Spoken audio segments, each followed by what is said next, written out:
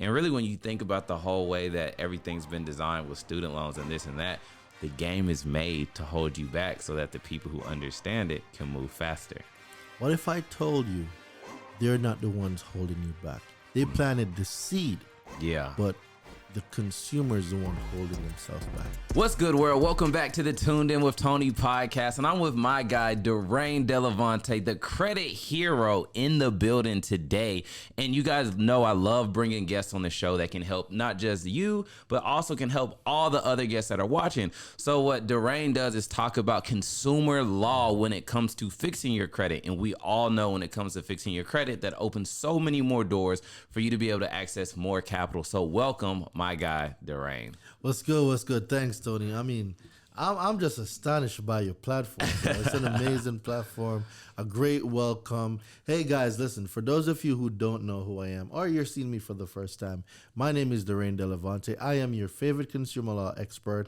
I teach you how to repair, rebuild, restore your own credit using consumer laws. I also teach credit repair business owners how to leverage and scale their credit repair business using 4 key principles to make an extra $50,000 to $100,000 per year by mastering lead generation, client conversion, client ascension, and continuity. So that's me in a nutshell, guys. I'm about to drop some bomb on this episode. Let's get it. Man, let's get it. So, man, that was amazing. So one thing that I'm just wondering, because I love being a student of the game, there's so many students that are watching this right now. What is consumer law? And then before you answer, the reason why is because we hear all these different styles of credit repair. What is consumer law? So consumer laws are federal laws put in place by Congress to protect consumers from subprime lendings, unfair marketing practices, deceptions, misleading information, like everything that could go wrong with a consumer's purchase. Federal laws have not federal laws, but Congress put in federal laws to make sure that consumers are protected. Even though these laws are in place, a lot of consumers do not know these laws exist. That's why we have so many people, every 8 or 9 out of 10 people in America right now has inaccuracies on their credit just because they don't know these laws exist. Got you. And I'm about to ask you so many objecting beliefs because I love being the viewer asking the expert, right? So that we can tear down those things. So let's just say I'm someone that's done credit repair before. And when I hear consumer law, it sounds like the legitimate way to repair credit, which can also seem slow. So what would you say to someone who's like, it sounds good, but I don't want to go through another process of 8 to 9 months to a year and then nothing happens? Kind of break that down for someone who doesn't really know consumer law.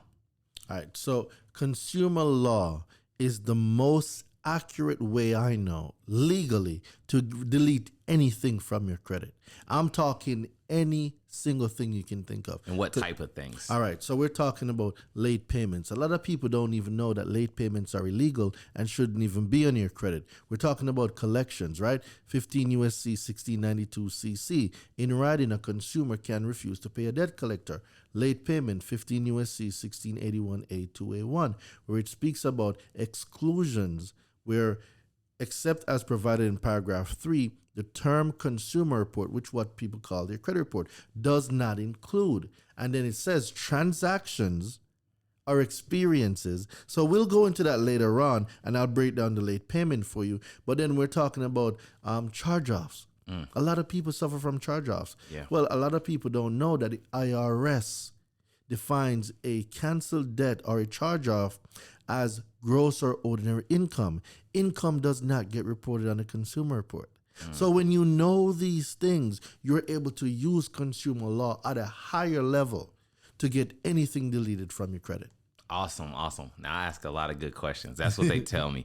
So when I hear that late payments actually aren't supposed to be on your credit report, the fact that they are on your credit report, you know, someone like myself, someone like other people who have sent in letters, why does it seem so difficult to get them removed then? Yo, that's such a good question because people are sending in Goodwill letters. Goodwill letters are trash. Burn them, throw them in the garbage. Do not ever send out another Goodwill letter. It's trash. Yeah. So you got your phone? Yeah, I got my phone. All right. So I rather show y'all than tell y'all, because then Yeah. y'all can go look it up for yourselves. Right. So, all right, open your browser, right? All right. And I want you to type in 15 USC. All right. 15. USC Mm-hmm. 1681A. All right. It should bring you to definition rules of construct. I see it right here. All right. Scroll down to number 2. All right. Scrolling down. Exclusions, right?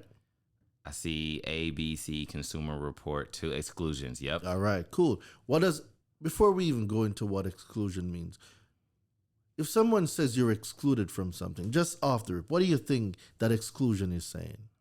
That shouldn't be included. All right, bet. So I think we can all agree, right, guys? We can all agree that exclusion means not a part of, not included, not supposed to be there. So let's see what Congress is saying. Except as provided in paragraph 3, the term consumer report term does not consumer include. Does not include. So now we need to know what the definition of a consumer report is. So click on that word, consumer report.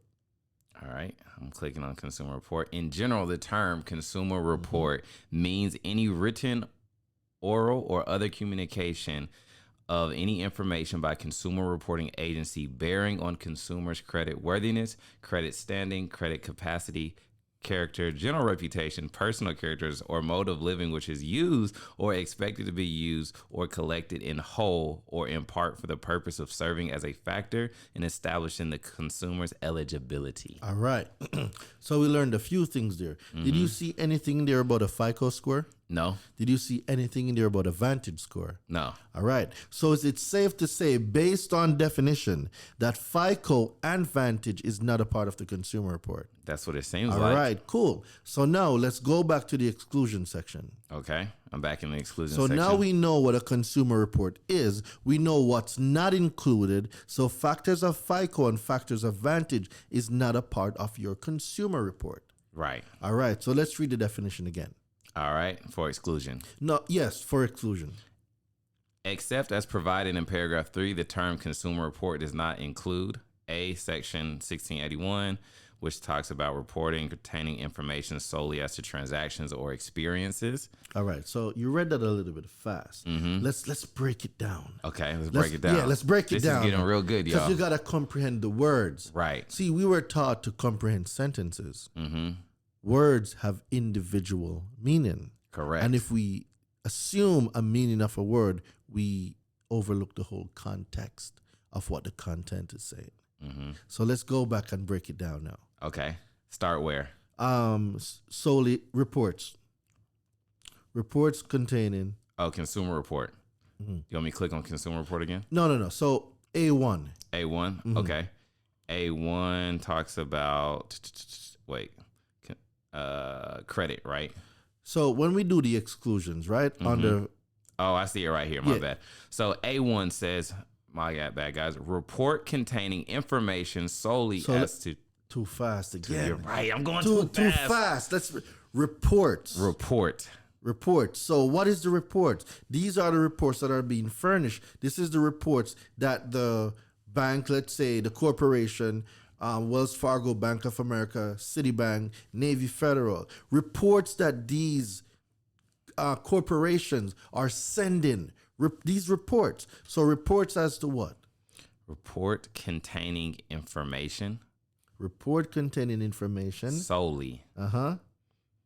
As to transactions. Or experiences. So what are your transactions?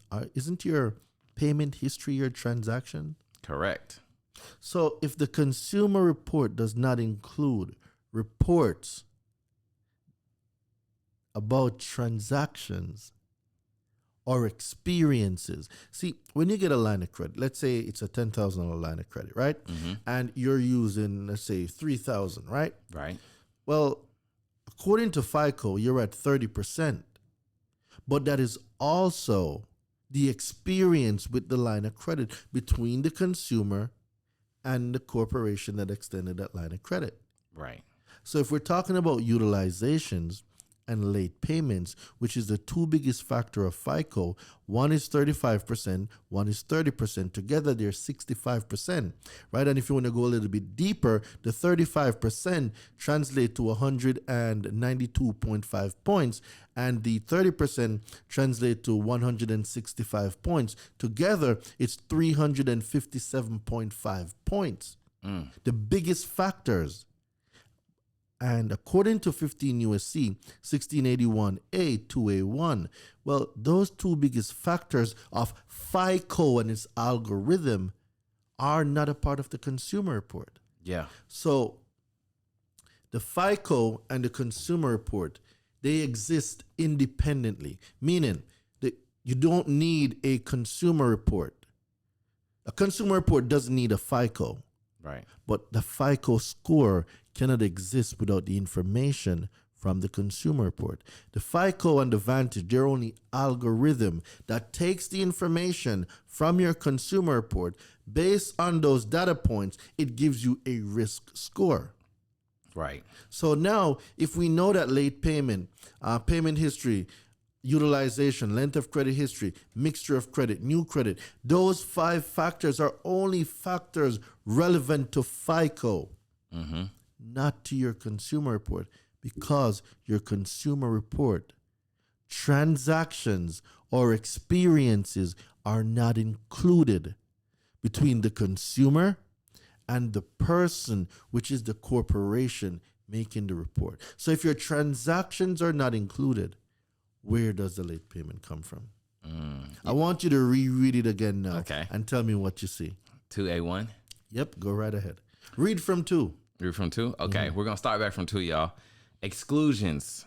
Except as provided in paragraph 3, the term consumer report does not include A, subject to section 1681S, which states, number 1, report containing information solely as to transactions or experiences between the consumer and the person making the report. Ready for number 2?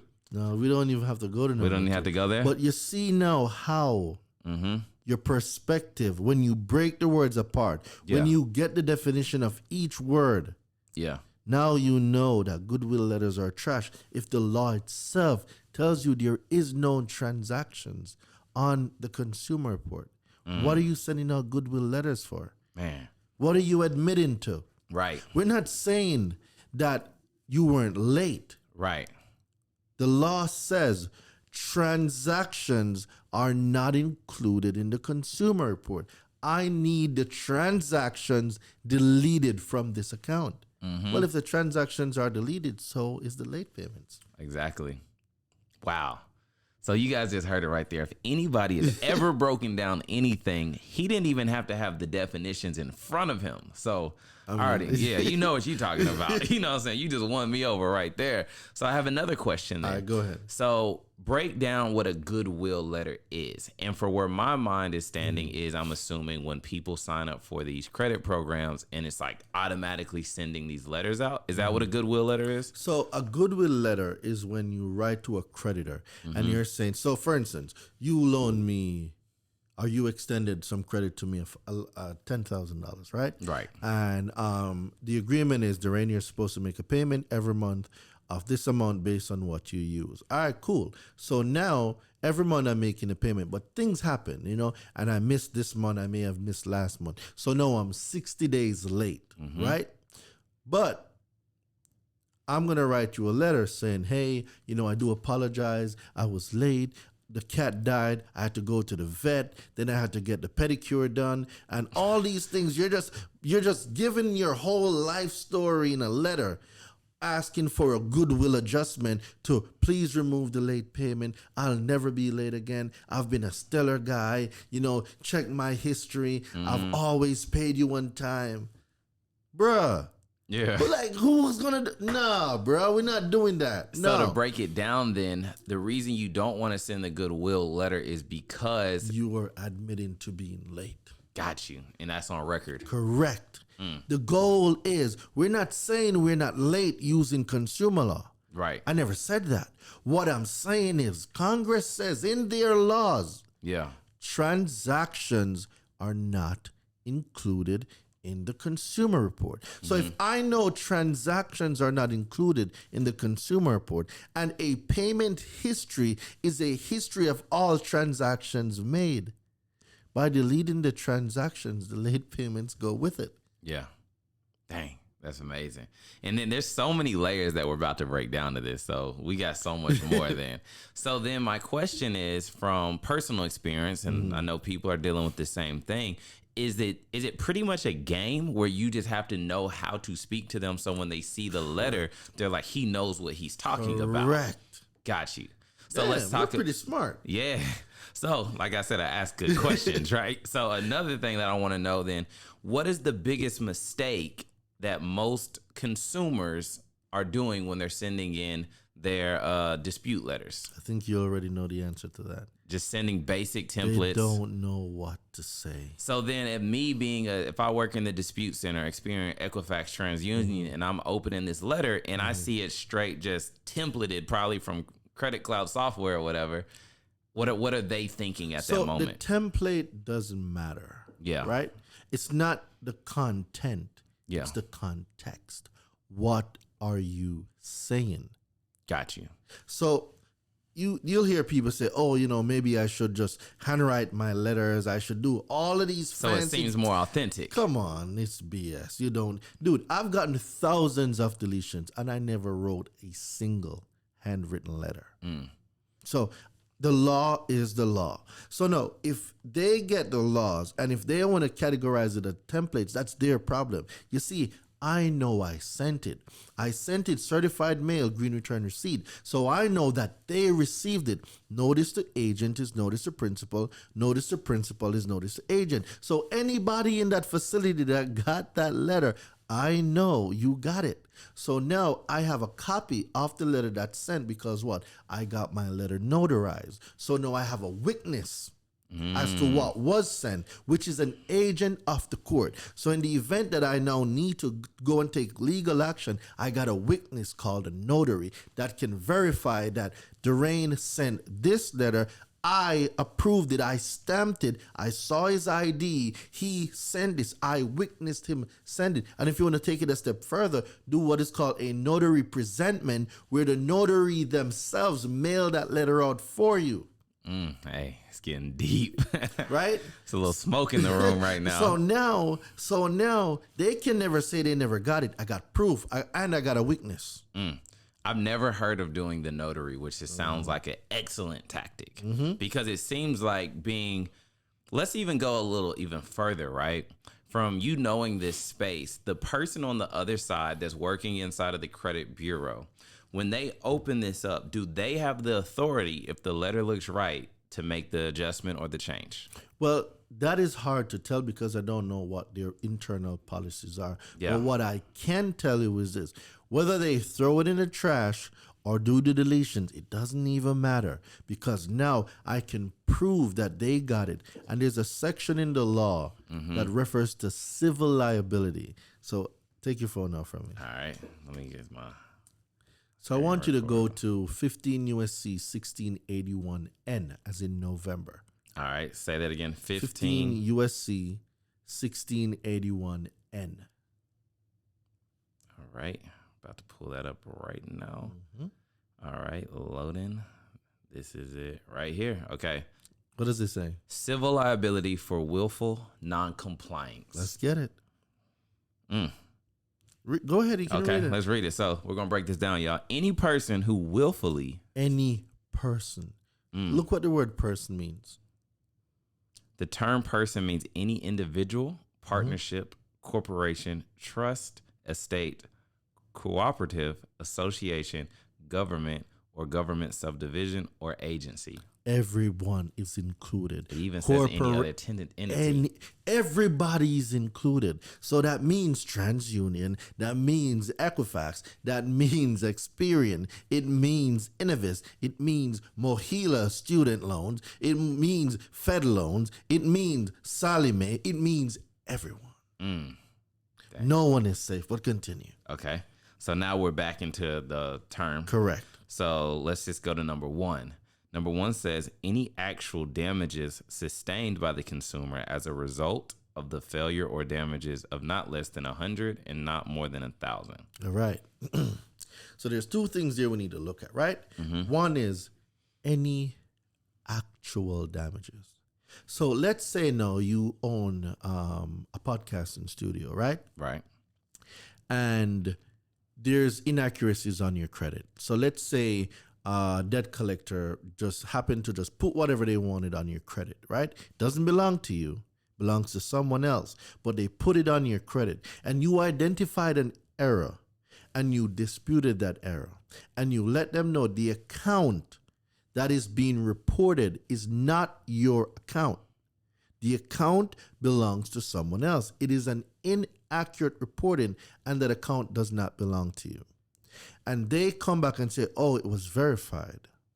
Verified. How was it verified? What method did you use to verify it? And who gave the certification of authenticity or the certification of accuracy that certified the document? Because there has to be a certification process where someone certified that the information was correct. So now you're going to be requesting this. They're not going to give it to you. But then an opportunity comes up for you to buy a building because you were renting a podcast studio, but now you're getting a warehouse to buy, and you applied for a line of credit, but you got denied because of an account on your consumer report that did not belong to you. So in the adverse action letter, it's going to tell you why you got denied, because they have to by law. Well, that building was 1.5 million, and in your business plan, you're projected to make a revenue of, let's say, $1 million a year. And you just lost that opportunity. Well, brother, that is called actual damages. Wow. And I just looked at it like you're always stuck, because that's what the government and the creditors put on your report. It's in their writing. We're just not reading. Yep. So it's all about how you position yourself to show that you know what's going on, so that when they see this, that they're like, and that's another thing too. So I know you don't, of course, know what's going on inside the bureaus, which most people wouldn't know. But when they see this, is it just like, yo, he knows what he's talking about, let's get rid of this? Versus, I've seen that happen. So let me give you an example. One of my students had a bankruptcy, and you can't delete bankruptcies. It's going to stay on your credit for 10 years. That is not true. not true. So LexisNexis. So I've developed a strategy based on consumer law that I've read and I've researched, and I've come up with a strategy where, see, people say public record. It's not really. It's called identity theft. Yeah. And a lot of people are going to say, Daraine, what are you talking about? See, a public record exists solely by itself. But if someone uses your information without your permission, without a permissible purpose or lawful authority, that constitutes aggravated identity theft. A lot of people don't know that, but that is the definition, right? So when I put the strategy together, because we do it on our mentorship calls, and I gave him the strategy, homeboy sent the letter in. In 2 weeks, LexisNexis deleted the bankruptcy. And now he's taking that and he's sending it off now to all the other consumer reporting agencies to get that deleted. However, we did instruct LexisNexis to delete it from the other places that they furnished the information. So we're going to do a follow-up letter enforcing that they are held responsible for deleting everywhere they send that information to. So he should get his bankruptcy off within probably 45 days. Wow. So like I said, there's so many layers to what you're saying, right? And I want to make sure, provide the viewers the most success. My question was going to queue up about after the first round, which is usually like the LexisNexis and all that. Can you explain what LexisNexis and the other bureaus are? Because most people only know the big three. All right. So I want to change something real quick. Okay. So you keep saying the word bureau, right? Yeah. I've been letting it slide. Okay. Right? But the reason why I've been letting it slide is I'm in your house, right? Right. But I would feel bad leaving here and not addressing that. So a credit bureau does not exist. Explain. It's getting all of it. What is this dude A credit bureau does not exist. And the reason why a credit bureau doesn't exist is because in the definitions of the Fair Credit Reporting Act, a credit bureau is not one of them. See, the word bureau is in there, but it refers to the Bureau of Finance Protection and the CFPB, the Consumer Protection Financial Bureau, right? The Consumer Financial Protection Bureau, I do apologize. All these acronyms get me mixed up sometimes, right? So we have the CFPB, which is the Consumer Protection Financial Bureau, or the Consumer Finance Protection Bureau. And then we have the Bureau itself, which is the Bureau of Consumer Protection Finance. So there's two of them, right? Well, I'm saying two and I have four fingers up, but there's two of them. There's two of them, right? So the CFPB and the Bureau, they operate as twin companies. One for administration, one for enforcement. That is the only bureau. TransUnion, Equifax, and Experian. Consumer reporting agencies.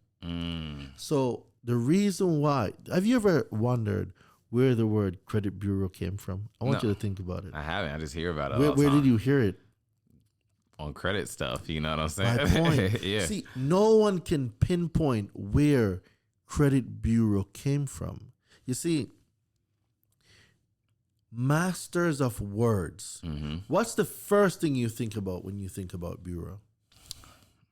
Like this big agency, but it's definitely gonna be credit because government. Government. FBI. You're Those right. guys are Federal coming to Bureau. Federal Bureau. All that. Government's coming to get Scary. you. Scary. So they know the power of words. So if we can use words to enslave a population, to have them think that we are something that we're not, we have them. Right. So if a credit bureau sends you something and says, well, it's accurate, do you know how many consumers are not going to challenge it anymore? Right. Because of an authority, by definition, that was given subconsciously, that they don't even know where they adopted that identity from. So now they adopted an identity that these Experian, TransUnion, and Equifax are credit bureaus, and they're not. We associate bureau with the government. Right. 3-letter agencies, FBI, CIA. These guys are coming to get me, ATF, right? We know when they come and get people. We're not seeing them for like 25 years. So now there's a certain level of subconscious fear. You might not recognize it. Consumers might not recognize it. But when they come back and say verified, a lot of people just give up, bro. Man. Not even knowing that they're one letter away.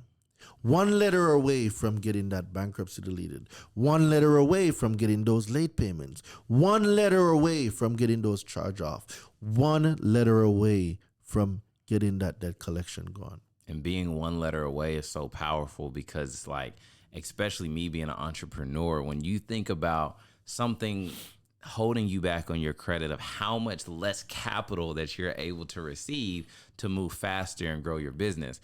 And one thing that we've been taught so wrong in the past is if you get an inquiry, wait 2 years. So now you're waiting 2 years to make moves. You get a collection, wait 7 years. Bruh. So now the competition done passed you up. So it's all about playing this game at a high level. No? The highest level is consumer law. Consumer law is the essence of credit itself. Why? Because these are laws Congress put in place to protect you.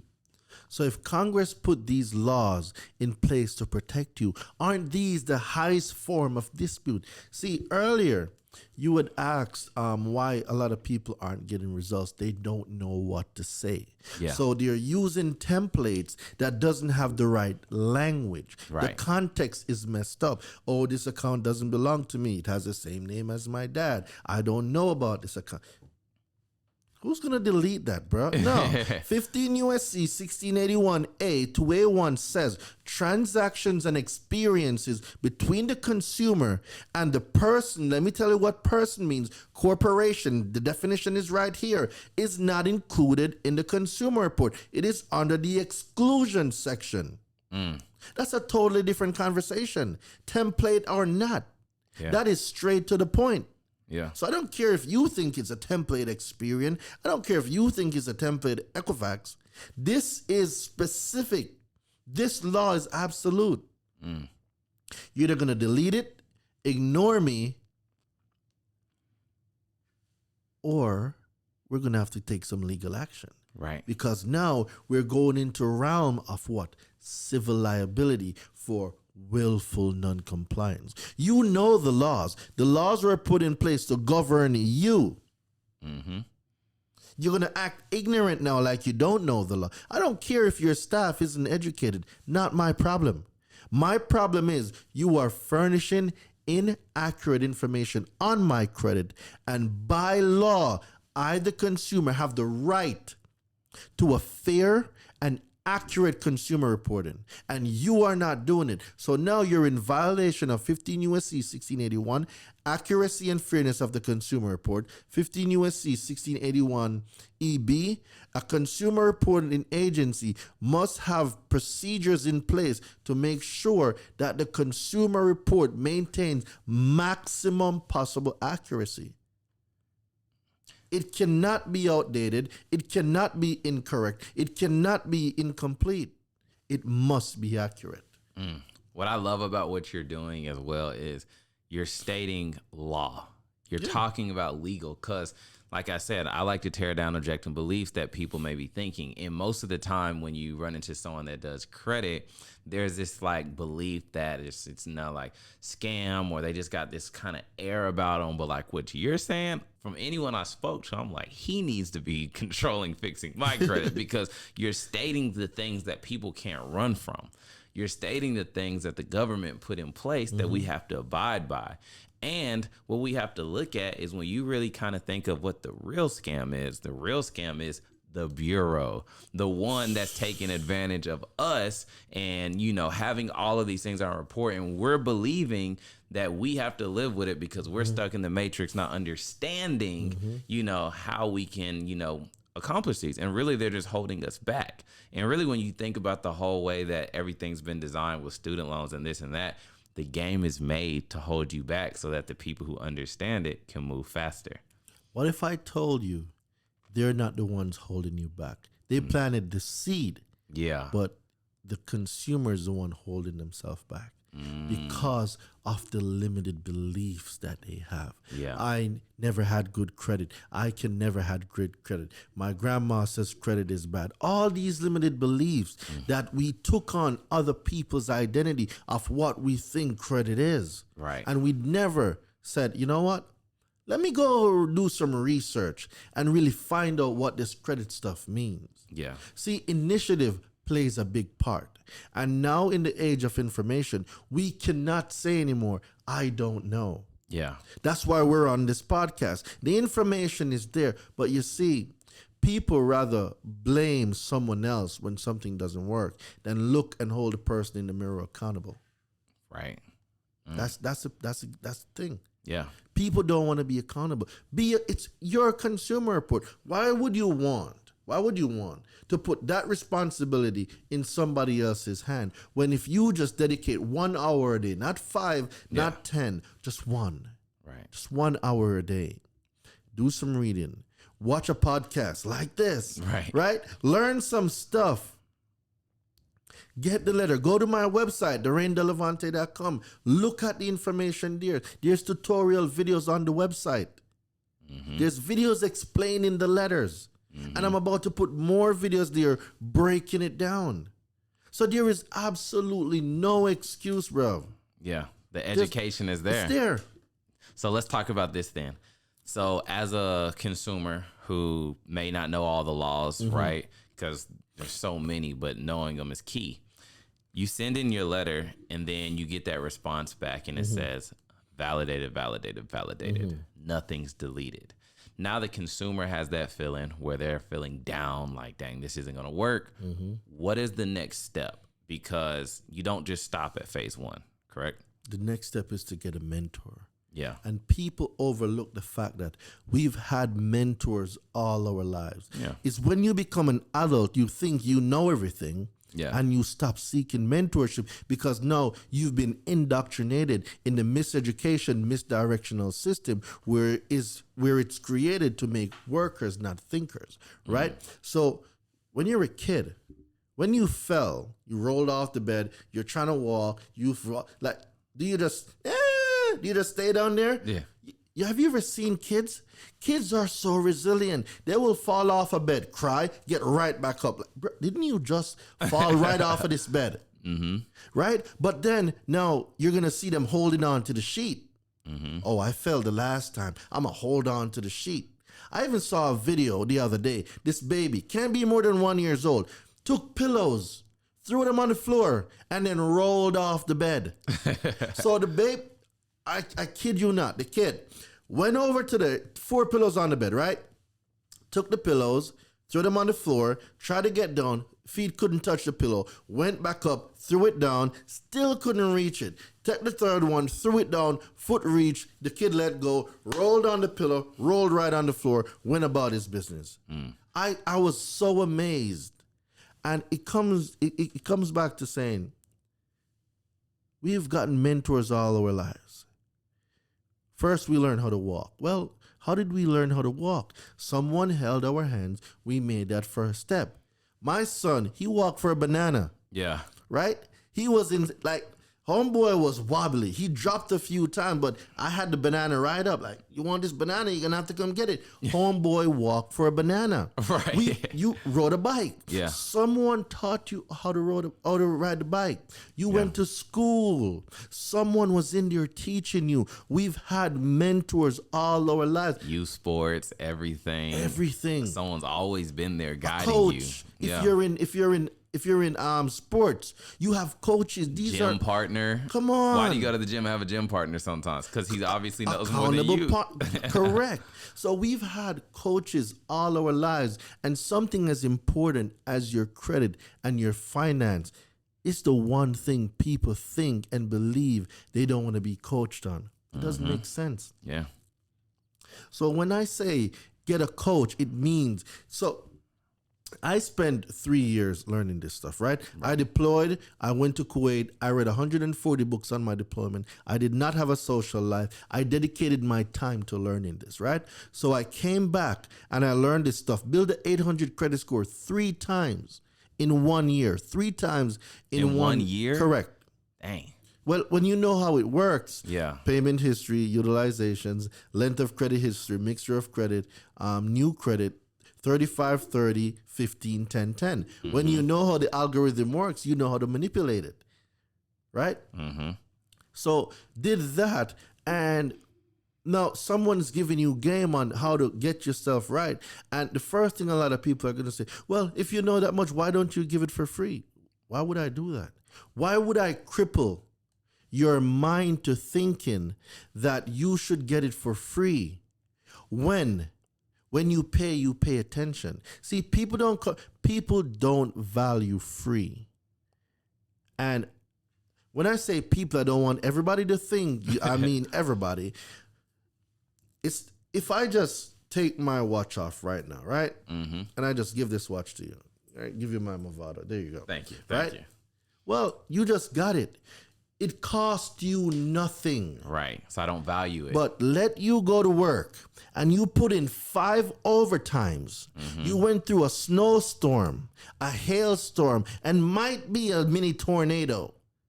And then your birthday was coming up and you bought that watch. Do you think you would ever give that watch away? Never. Never. Means too much. It means put in too much work. Correct. People don't have skin in the game. And there's a lot, dude, 90% of people don't finish courses that they buy. They don't. 7%. Not that they bought it. And so let's get it right. My bad. Unfinished courses, right? So there's free courses and then there's paid courses. The paid courses, you have a rate of about 30 to 40%. People don't finish them, but 60% will. Those are the ones that pay because they know the cost of it. Then now you have the people that you gave the free stuff. Like you'll give out, let's say, free master classes Free ebooks. Free ebooks. Lead magnets. Like even I'm gonna give your audience a free ebook. And I'm gonna tell you, probably 8 out of 10 people are not gonna read it. Right. They're not. And then it's gonna be these same 8 people that have bad credit, that the information in the book can start repairing, rebuilding, and restoring their own credit. Yeah. And it's free. It's free. Free 99. You're getting 2 ebooks for free at the end of this episode. But probably only 2 out of every 10 is going to read the book. And then those 2 are going to get results. And those 2 are going to move on to doing great things. But then the 8 that didn't read it is still going to say, well, I watched the episode. I got the ebook, but nothing happened. Yeah, you didn't execute on what was in there. Right. Faith without works is dead. Preach. You can have all the faith in the world, but if you're not reading that ebook, if you're not, okay, Daraine says, okay, for debt collection, I need to do this. For charge-offs, I need to do this. I need to run the 24-hour play. I need to get these inquiries off. If you're not going to do the work, it doesn't matter if you have all the ebooks in the world. Mm-hmm. Nothing's going to happen. Execution is key. Can we talk about what the 24-hour play is? Because I hear that a lot. Oh. Yeah. And I feel like, do you have to do it within 24 hours of submitting an inquiry? No. So the 24-hour play is a script.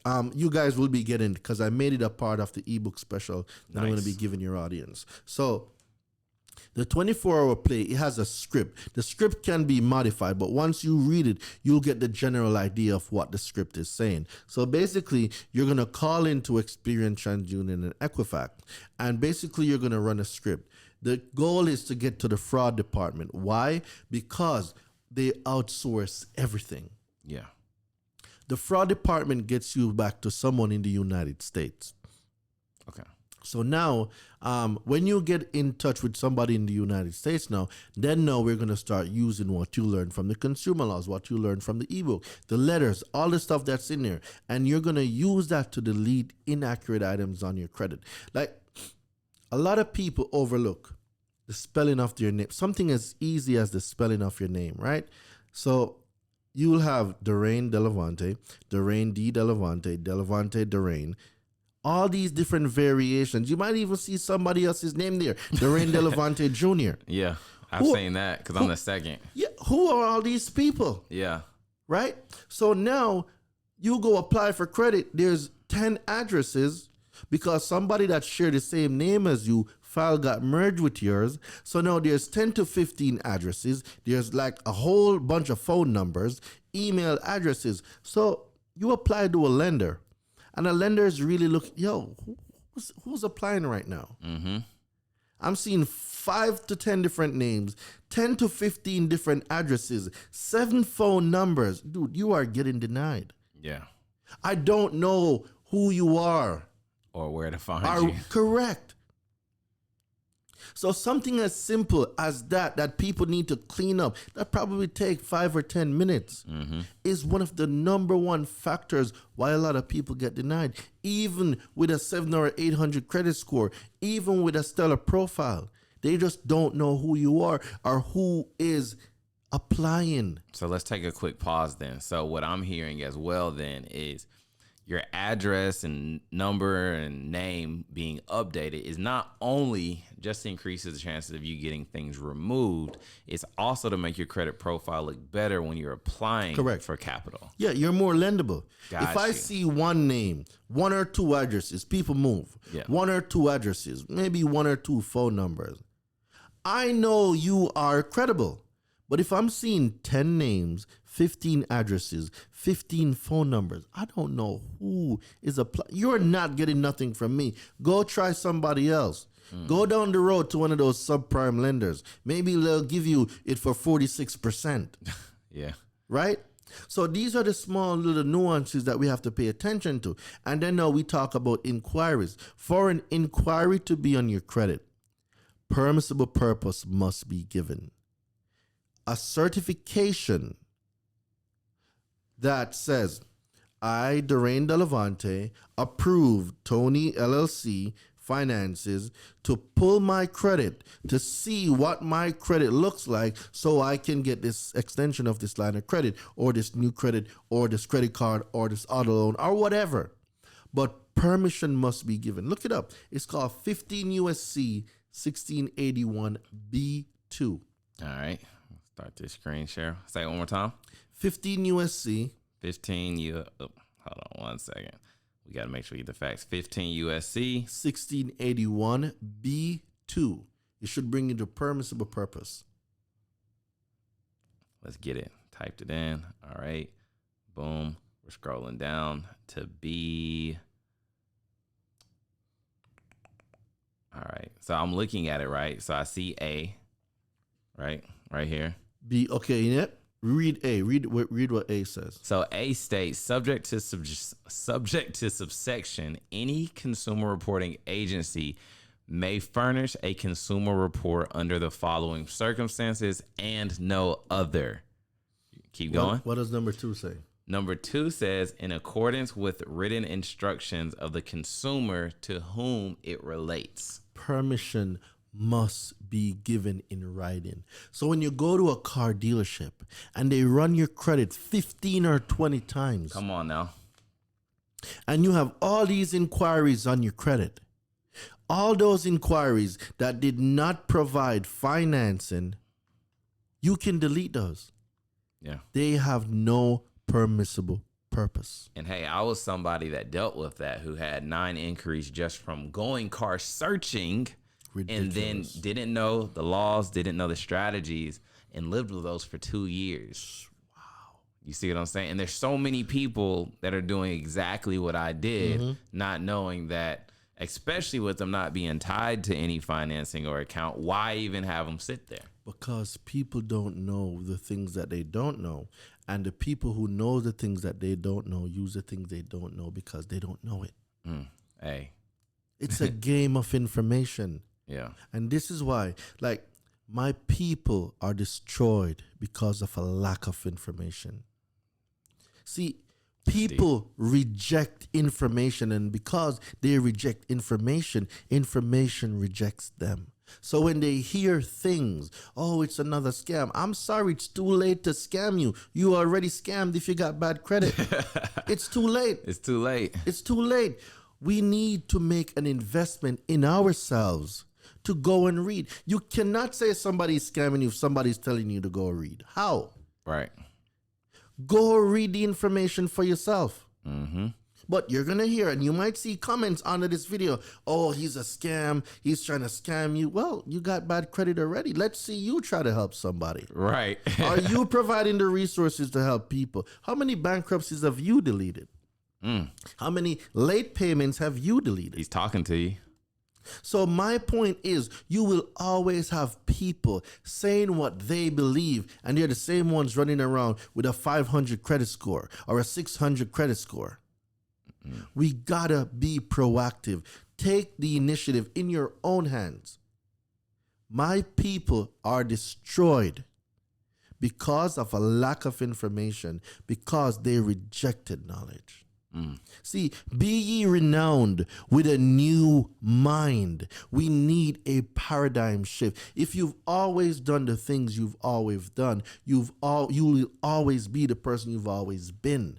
There's no change. You're the same person. It is not until new information is introduced, something new is introduced that shifts the mind, where you now conceive and believe new information. And then as a man thinketh in his heart, so is he. So now we become the thing, we become the person. You will not see a 800 plus person with the same mindset as a 500 credit score person. Those are two totally different persons. So let's talk about this real quick. The person who has an 800 credit score, what we are taught to and believe that they've never made one mistake ever. That's not true. Not true. No.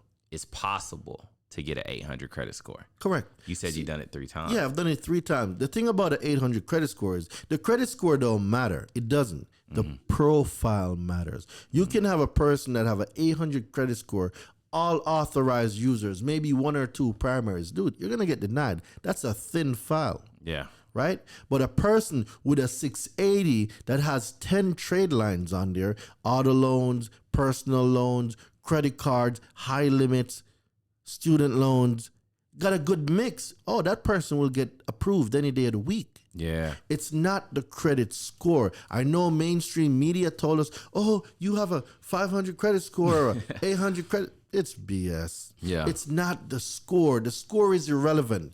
The profile gives the score. The score don't give the profile. That is where earlier I had to make the distinction between what a consumer report is and what the FICO is. I was just about to ask you that. They're separate. Because even when we look at these apps and it's like, oh, well, if you're trying to get a car, look at your car FICO score. If you're getting a house, look at your home FICO score and insurance. And there's all these different FICO scores. Just before we leave, break that down one more time for clarity. That's a really, really good question. So there's different algorithms. So there's a thing called the base model, right? The base model is your FICO 8, your FICO 9.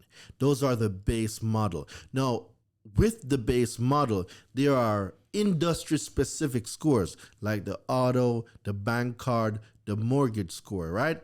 And these ones now, these are specific to an industry. So when your base model runs from 300 to 850, the auto might run from, let's say, 200 to 900. Or the mortgage it has a different sequence of information that it analyzes to give that score, right? Specific for that industry. So this is also one of the reasons why a consumer report can only be used for one reason. So if you apply, let's say that you're using the credit score in conjunction with the consumer report, right? And you apply for a credit card, and let's say the bank scorecard was a 780. That 780 cannot be used for a mortgage or an auto loan. That one's specific for a credit card. So if you're going to use it for something else, it's against the law. So the usage of a consumer report must be for a specific purpose and a specific purpose only. It cannot be used for any other purposes. So that is why there's industry specific. The 4, the 5, the 8, FICO 2, FICO 4, FICO 5, FICO 8, FICO 9, FICO 10, and FICO 10T. You studied this stuff, man. So when you was overseas, you was studying. I'm telling you, bro. Like, people don't comprehend. Before you go up, you must go down. Yeah. And what that simply means is it requires a level of isolation. Mm-hmm. And when I say isolation, it means, guys, you need to go all in. You're going in. You're digging in, heels and knees in the dirt. Dude, a whole year of deployment. Yeah. I wasn't outside working out like everybody else. I gained some weight, whatever, right? Everybody was fraternizing, getting buff, doing all of these things. It was great. But you know what? I was working this muscle here. Yeah. And I'm telling you now, everybody that I came back from deployment with, they are overseas again. I'm still here. Facts. You said, I'm not going back. I got something bigger and better. Come on, I ain't going back, bro. For what? How long were you in the military? I'm still in. I'm reserved now, right? Okay. So it's like 10 years now, 10, 11 years. It's time to go. Yeah. But the point I'm getting at is people had to go back because they ran out of money. They are broke. Yep. Dude, you know what it's like being away from your family for a whole year? I can't say I do. It's a lot. Yeah. And dude, see, when I deployed, that whole year, I made like 85,000, right? Mm-hmm. I came back, invested in myself, got on a challenge, learned some stuff. Dude, 30 days later, I made 97,000. That's when I got the math. That's when I knew the math was wrong. Yeah. The math was wrong. What I sacrificed a whole year for, I came back and I did it in a month. And then I did it in a day. I became mentally unemployable. Yeah, I feel that. Man, you dropped so many gems for the people, right? When it comes to consumer law, when it comes to learning about all of this, right? So people who are mind blown right now, and they're like, hey, this is the guy. He's educated. He's studied. He proved it. How can they tap in with Daraine and get more information and learn? Perfect. Really good question. So, my Instagram, all my social media handles, if you type in Daraine Delevante, which is DARAINE DELEVANTE, you can find me on We're gonna all. put that on the screen. Yeah, you can find me on all social media. I also got something free. I told you earlier I'm going to give your audience. Yeah, let them something know for what you free. got for them. So if they text the word credit, right? If they text the word credit to 917-993-5238, they're going to get 2 ebooks. They're going to get the 24-hour ebook playing. It's called the 24-hour deletion. And they're going to get my consumer law fundamentals. Okay. They're going to get the fundamentals because you need to learn the basics. A lot of people, they want to go to the penthouse, but they never took into consideration, how was that foundation built? You can go to the penthouse all you want, but you see if that foundation ain't right, you up on that pen floor is now a hazard, because now if that foundation cracks, that building is coming down. And you're coming with it. And you're coming down with, unless you got some wings that I don't know about, or you got an Iron Man suit. But we need to take initiative. Like, it's important that we take initiative in our own self-interest. It's important that we comprehend that we are our greatest investment. It's important that we comprehend that people are giving you information. Just go do some research. Nobody's saying you got to buy their stuff. Just go do the research, beloved. That's it. Just go do the research. And you will see without a shadow of a doubt if the person is fake or not. Yep. Man, so put that phone number up again. Yeah, so the number is 917-993-5238. All you got to do is text the word credit. I got 2 ebooks for y'all. Just go be great. If you want to join my program later on, yeah, join it. But I want you to go do your research. Go look me up. Go look up these consumer laws that we spoke about. Do your own research so you can come to your own conclusion. Don't be listening to naysayers that might be in the comment and do it. Go do your own research. Because at the end of the day, when you make a decision, you must be confident that you made the right decision. Man, you dropped the bars today. You came with the fire.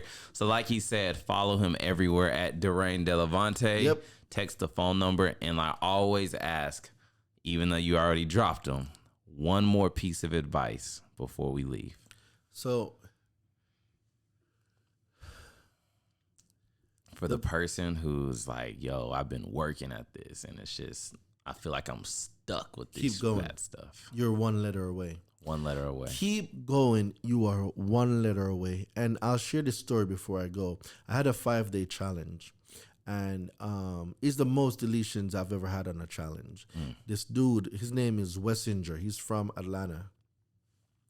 He's from Ethiopia, but he lives in Atlanta. And Wessinger was on the challenge. He had 130 negative accounts and items on his credit. So between a mixture of just like incorrect names and everything in total was 130. And Wes came on the challenge, and in 1 month, Wes deleted 128 items from his credit. He holds the record for the most deletions I've had on any of my challenges. He was a new man after that. Yeah. The doors was open. Yeah. Cleaned his whole credit in 30 days. But you see, Wes called 28 times. Called who? Experian, TransUnion, and Equifax. He was using with letters and the 24-hour play that I'm going to give the ebook. He was running them simultaneously. So he was very aggressive. Can you imagine if he had stopped on the first or third call when he didn't get what he wanted, or the fourth call because they weren't giving him what he wanted? He would never have gotten the results. He got co-sign accounts deleted, student loans deleted, charge-offs deleted. It was crazy. No, like I've never seen one person get, like the most we've gotten before Wes was like 35, but 128 was a new record. He did it. Amazing. So I say to the person that's about to give up, keep going. You are 1 letter away. keep going. Man. Hey, y'all heard him. Daraine Delevante, the credit hero, just flamed the show. One of my best and most favorite episodes, just to be honest with you. You did great. So follow my guy. Text the phone number. What is it one more time? So 917-993-5238. Text the word credit to 917-993-5238. Got you. We'll see y'all in the next episode. Peace.